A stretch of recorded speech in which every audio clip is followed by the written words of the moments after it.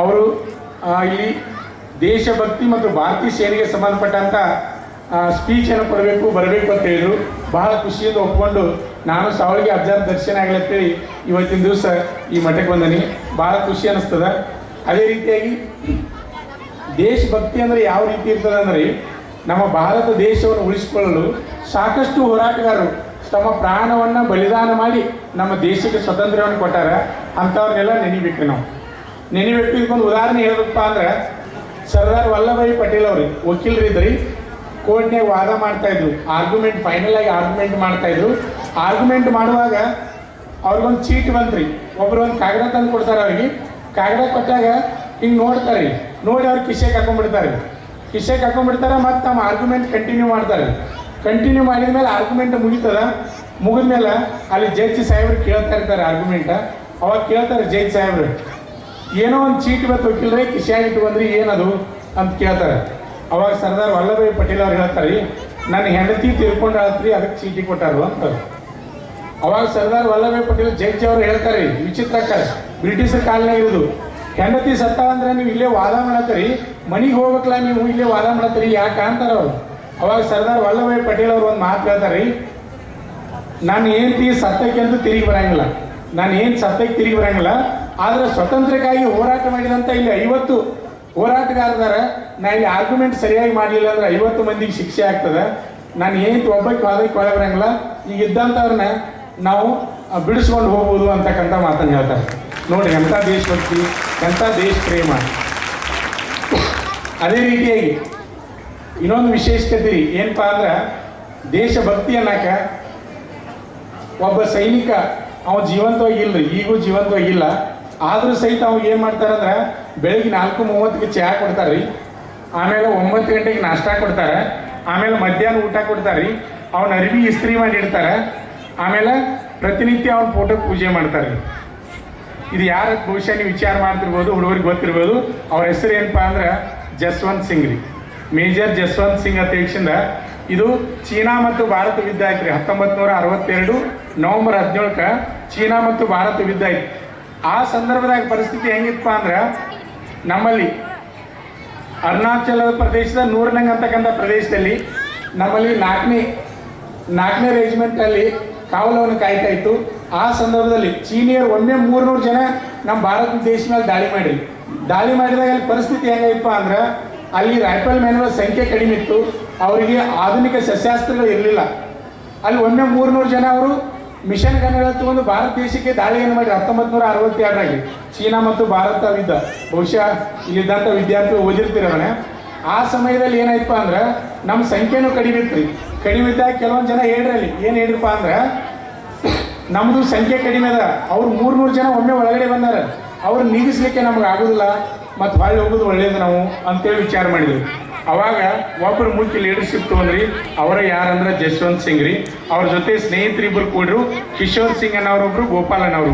ಈ 3 ಜನ ಏನು ಮಾಡಿರಪ್ಪ ಅಂದ್ರೆ, ನಾವು ಸಂಖ್ಯೆ ಕಡಿಮೆ ಇದ್ರೂ ಪರವಾಗಿಲ್ಲ, ಅವ್ರ ಜೊತೆ ನಾವು ವಿತ್ ಮಾಡ್ತೀವಿ ಅಂತ ಹೇಳಿಂದ ವಿದ್ಯಕ್ಕೆ ರೆಡಿ ಆದ್ರಿ. ವಿದ್ಯಕ್ಕೆ ರೆಡಿ ಆಗ್ಬೇಕಾರೆ ಇವ್ರು 3 ಜನ ರೀ, ಅವ್ರು 300 ಜನ ರೀ.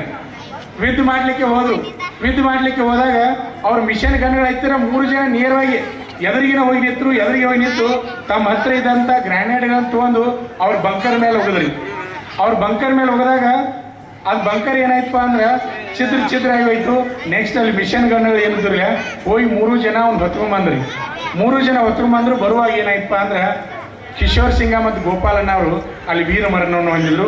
ಆ ಕಡೆಯಿಂದ ಮತ್ತೆ ಗನ್ಗಳನ್ನ ಫೈರ್ ಮಾಡಿದ ಮೇಲೆ ಜಸ್ವಂತ್ ಸಿಂಗ್ ಒಬ್ಬ ಉಳಿದ್ರಿ. ಅಲ್ಲಿ ಅವ್ರು 300 ಜನ ಅದ ರೀ. ಜಸ್ವಂತ್ ಸಿಂಗ್ ಒಬ್ಬ ಉಳ್ದ ಅಲ್ಲಿ ಇರ್ತಕ್ಕಂಥ ಮಿಷನ್ ಗನ್ಗಳನ್ನೆಲ್ಲ ಹೊತ್ಕೊಂಡು ಬಂದು ಒಂದೊಂದು ಜಾಗಕ್ಕೆ ಒಂದೊಂದು ಬೇರೆ ಇಟ್ಟರು. 5-6 ಕಡೆ ಆ ಮಿಷನ್ ಗನ್ಗಳನ್ನ ಇಟ್ಟು ಫೈರಿಂಗ್ ಮಾಡಲಿಕ್ಕೆ ಚಾಲು ಮಾಡಿದ. ಅವರ ಮಿಷನ್ ಗನ್ ತೊಗೊಂಡು ಬಂದರಿ. ನಮ್ಮ ಹತ್ರ ಶಸ್ತ್ರಾಸ್ತ್ರಗಳು ಏನೂ ಇಲ್ಲ. ಅವ್ರ ಮಿಷನ್ಗಳು ತಂದು ಯಾವ ರೀತಿ ಮಾಡಿದಪ್ಪ ಅಂದ್ರೆ, 72 ಗಂಟೆಗಳ ಕಾಲ ಒಬ್ಬ ಯುದ್ಧವನ್ನು ಮಾಡಿದ್ರಿ. ಯುದ್ಧ ಅಂದ್ರೆ ಮಿಷನ್ ಗನ್ನಿಂದ ಫೈರಿಂಗ್ ಮಾಡೋದು. 300 ಜನರಿಗೆ ಕೊಂದು ಹೋದ್ರಿ ಒಬ್ಬ ವ್ಯಕ್ತಿ. ಒಂದು ವಿಶೇಷ, ಇದು ರಿಯಲ್ ಸ್ಟೋರಿ, ಸಿನಿಮಾ ಅಲ್ಲ, ರಿಯಲ್ ಸ್ಟೋರಿ ಇದು. 300 ಜನರಿಗೆ ಕೊಂದ. ಅವ ಯಾವ ರೀತಿ ಮಾಡಿದಪ್ಪ ಅಂದ್ರೆ, ಇಲ್ಲೊಂದು ಬಂದಕ್ಕೆ ಹೊಡಿದ್ರಿ, ಆಮೇಲೆ ಆ ಕಡೆ ಮತ್ತೆ ಅವರಿ ಆ ಕಡೆ ಹೋಗಿ ಬಂದಕ್ಕೆ ಹೊಡಿದು, ಆ ಕಡೆ ಇಟ್ಟು ಬಂದಕ್ಕೆ ಹೊಡಿದು. ನೋಡೋರಿಗೆ ಏನಪ್ಪ ಅಂದ್ರೆ, ಭಾರತೀಯರು ಭಾಳ ಜನ ಸೈನಿಕರದಾರು ಅಂತೇಳಿ ಅವ್ರು ಚೀನಿಯರಿಗೆ ಅನಿಸ್ಬೇಕ್ರಿ. ಆ ರೀತಿ ಅಲ್ಲಿ ಫೈರಿಂಗ್ ಮಾಡಿದ ಒಂದು 300 ಜನಕ್ಕೆ ಬಂದ. ಅವಾಗ ಲಾಸ್ಟ್ ಏನಾಯ್ತಪ್ಪ ಅಂದ್ರೆ ಅಲ್ಲಿ ಅವನಲ್ಲಿ ಇರ್ತಕ್ಕಂಥ ಮಿಷನ್ಗಳು ಬುಲೆಟ್ ಎಲ್ಲ ಖಾಲಿ ಆದವು ರೀ, ಅಂತೆಗಿರ್ತಕ್ಕಂಥ ಸಶಸ್ತ್ರಗಳು ಖಾಲಿ ಆದವು. ಆ ಟೈಮ್ದಾಗ ಚೀನಿಯರ್ ಏನು ಮಾಡಿರಪ್ಪ ಅಂದ್ರೆ ಒಮ್ಮೆ ಮುತ್ತಿಗೆ ಹಾಕಿಬಿಟ್ರೆ ಅವನ ಮೇಲೆ. ಒಮ್ಮೆ ಮುತ್ತಿಗೆ ಹಾಕಿದಾಗ ಆಗು ಸಹಿತ ಸುಮ್ಮಿರ್ಲಿಲ್ಲ, ಅವಾಗೂ ಸಹಿತ ತನ್ನ ರೌದ್ರ ಅವತಾರವನ್ನು ತೋರಿಸಿದ. ಹತ್ತಿರ ಇರ್ತಕ್ಕಂಥ ಕತ್ತಿಯನ್ನು ತೆಗೆದು 10 ಜನ ಸೈನಿಕರಿಗೆ ಬಂದ್ರಿ ಮತ್ತೆ ಚೀನಿಯರ್ನಲ್ಲಿ. ಎಂಥ ಯೋಧರು ನೋಡ್ರಿ, ಒಬ್ಬ ವ್ಯಕ್ತಿ 310 ಜನ ಕೊಲ್ಲೋದಂದ್ರೆ ಕೊಂದ. ಆಮೇಲೆ ಏನಾಯ್ತಪ್ಪ ಅಂದ್ರೆ ಚೀನಿಯರ್ ಬಂದು ಸುತ್ತರಿಗೆ ಅವ್ನು ಸುತ್ತ ಹೊಡೆದ್ಬಿಟ್ರು.